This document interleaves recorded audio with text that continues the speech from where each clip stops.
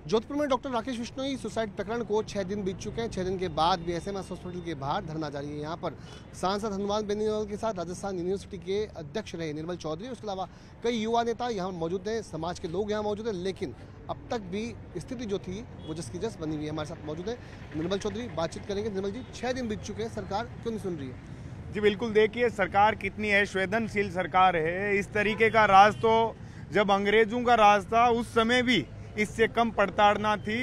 तो मैं मीडिया के माध्यम से जनता को भी बताना चाहूँगा कि ये इस तरीके का राज कब तक चलेगा। जो ग्रामीण परिवेश के लोग हैं उन्होंने एक आशा के साथ भारतीय जनता पार्टी को सत्ता के अंदर स्थापित किया था कि ये लोग आएंगे, बेरोजगारों के साथ न्याय करेंगे, ग्रामीण परिवेश को, इस राजस्थान के सुनहरे भविष्य के लिए काम करेंगे। लेकिन आज हालात क्या है आप देखिए।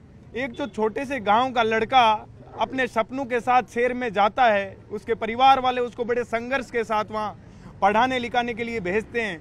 उसका एक भाई देश के अंदर फौज में था जो देशभक्ति के लिए, देश की सुरक्षा के लिए, इस हिंदुस्तान के सुनहरे भविष्य के लिए काम कर रहा था। एक भाई उनका राजस्थान पुलिस का सिपाही है। आप देखिए राजस्थान सरकार के लोग, प्रशासन के लोग किन लोगों के साथ अन्याय और अत्याचार कर रहे हैं। ये लोग, इनके सिस्टम के जो लोग हैं उनके भी सगे नहीं है। तो हम लोगों की आज यहाँ अपील और उम्मीद एक यही है युवा साथियों से कि पूरे प्रदेश के अंदर एक क्रांति आएगी। क्योंकि ये जिस कौम का लड़का आज जिसकी हत्या हुई है, वो जो हत्यारा राजकुमार राठौड़ है, उसने कुछ दिन पहले आप लोगों ने देखा होगा कि हम लोग यहाँ टेंट लगा रहे थे। लोकतंत्र के अंदर प्रत्येक व्यक्ति को अपना हक और अधिकार है अपनी आवाज बुलंद करने के लिए।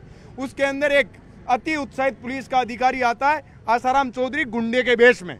तो हमारे को आज कुछ संज्ञान में ऐसा भी आया है जो एचओडी अपराधी है, जो राजकुमार राठौड़ है, उसने आसाराम चौधरी को इस मामले को रफा दफा और सेटलमेंट करने के लिए, दबाने के लिए मोटी रकम दी है। तो हम लोग ये बताना चाहेंगे कि इस तरीके के जो ये अधिकारियों के अंदर अपराधी बन के बैठे हैं और अत्याचार और अन्याय का ठेका लेते हैं, उन लोगों के खिलाफ भी सरकार कार्रवाई करे। क्योंकि आम जन आपसे यही मांग करता है। और आप एक बिश्नोई कौम एक ऐसी कौम है जो प्रकृति के लिए, वन्य जीव जंतुओं के लिए अपना बलिदान भी दी हुई है। आज उन पूर्वजों के बच्चों के साथ ये अत्याचार अन्याय होता है तो हम युवा साथी सब लोग मिलकर इसका विरोध कर रहे हैं और सड़क पे मजबूती से लड़ाई लड़ रहे हैं। इस अन्याय का सामना ये युवा साथी कह रहे हैं कि जितने दिन हम ज्यादा करेंगे उतने ही ज्यादा हमारे साथ प्रताड़ना की जाएगी और इस तरीके के इस दुराचार को हम लोग जल्दी खत्म करेंगे। मुझे आप ये बताओ कि 6 दिन बीत चुके हैं, वजह क्या है कि सरकार इस टकराव पे मतलब बन नहीं पा रही? कोई बात क्या मांगे? एक बार फिर से चाहूँगा, मांगे क्या है आप लोग? मांग हमारी ये है, जो मृतक है उनके परिजनों को उचित मुआवजा दिया जाए। उस मृतक ने इतने साल सरकार के सेवा की है, लोगों की सेवा की है, पढ़ाई लिखाई की, इतनी मेहनत की है।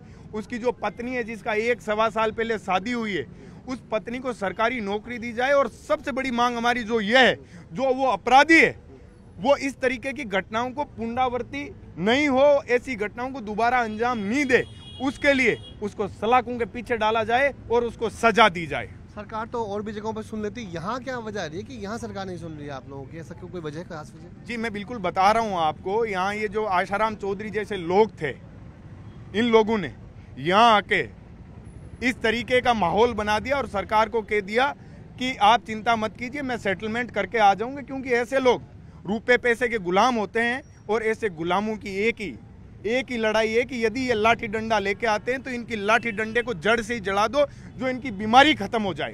अच्छा, एक बात और देखिए, मैंने छात्र संघ अध्यक्ष बनने से पहले जब आप छात्र नेता थे ना, उसके पहले आपका जो संघर्ष था वो लगातार जारी है। हर बार पुलिस से आपका टकराव जरूर होता है, ये मैंने देखा है। अक्सर वीडियो वायरल होते हैं, कब वायरल होते हैं? जबकि पुलिस से आपका टकराव होता है। क्यों होता है ऐसा? जी बिल्कुल, देखिए मैं सत्य की लड़ाई को बड़ी मजबूती के साथ लड़ता हूँ और मैं डरता नहीं और समझौता नहीं करता हूँ। ये मेरी आदत में मेरे बचपन से है। मैं राजस्थान विश्वविद्यालय के अंदर जब 15-16 के अंदर यहाँ पढ़ रहा था, मैं यहाँ तब आंदोलन करता था, मैं नाबालिग था।